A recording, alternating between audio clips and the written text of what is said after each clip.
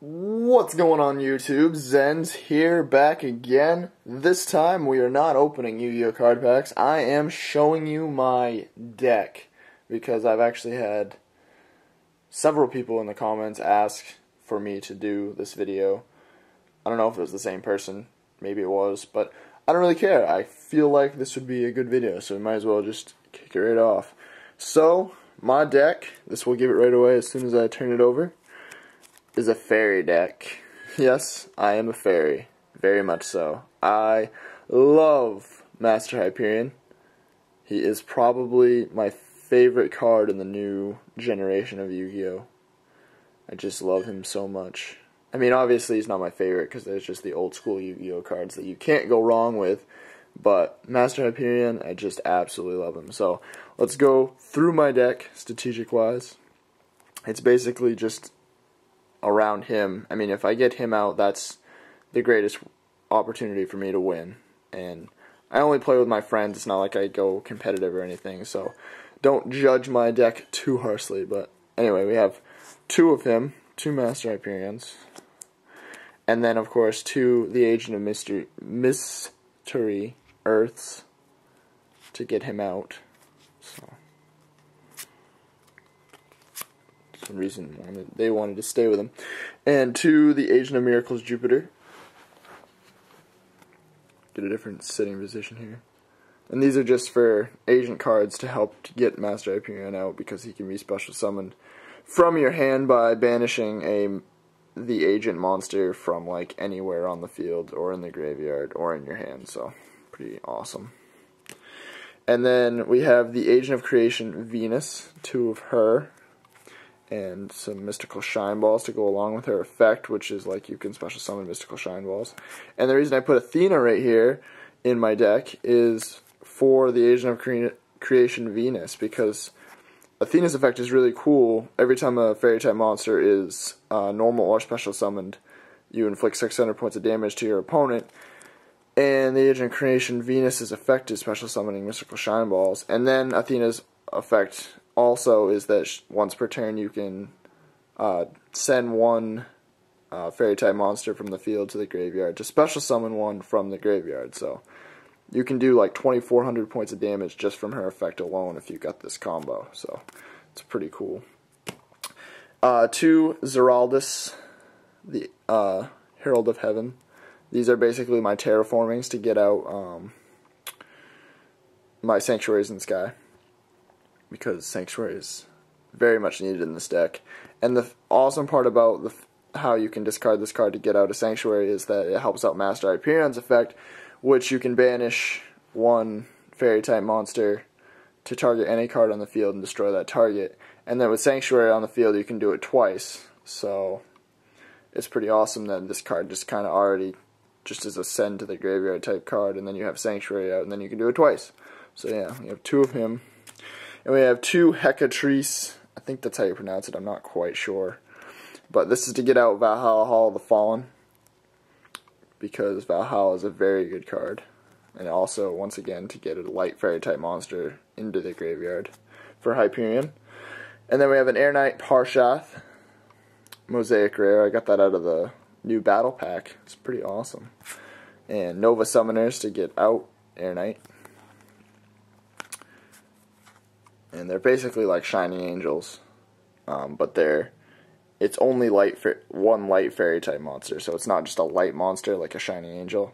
But my whole deck is fairies, and there's only one dark fairy, which I'll show you in a second. So, and then we have one Honest. Gotta have an Honest in a light fairy deck. And that's actually, the Nova Summoners get him out very easily, so it's a very good card to have in here if ever you get into a jam or whatever.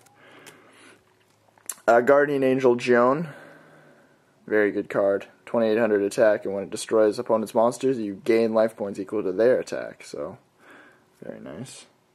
Dark Lord Desire, a rare I pulled from one of the battle packs. I also pulled Guardian Angel Joan from the same pack, I think.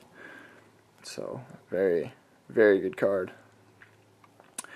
And it only can be summoned by tribute summoning, and by tributing one fairy monster, you can summon it. So and my whole deck is fairies, so very good card to have in it. Splendid Venus is probably one of my favorites in this deck other than Hyperion. His effect is, or her effect, all non-fairy type monsters lose 500 attack and defense, and the activation of my effects via spell or trap cannot be negated by opponent's card effects, so that's pretty awesome. He's just always fun to get out. And then you just gotta have a couple marshmallows, because if you ever get into a jam, I mean, the Nova Summoners can get them out if I really need them. So, and they're so cute and really fucking annoying if you're against them. And of course, 3 Sanctuaries, 1 super rare, very nice. 1 Valhalla the Falling. I would actually prefer if I had 2, but I don't. A Celestial Transformation. This is basically just if I need to get a card out on the field and do some kind of chain effect. It's a very useful card. You get special summon 1 fairy type monster from my hand, and that monster's attack is halved and it is destroyed during the end phase. But if I need to use some person's effect and I need to get it out onto the field, then Celestial Transformation is a good card. Obviously, Hyperion would be one card that I could use this with, just to get him out on the field and use his effect. And then obviously we have Monster Reborn. Then I also have a Heavy Storm, a Dark Hole, MST, Swords, because once again more stall cards just in case I ever get into a jam.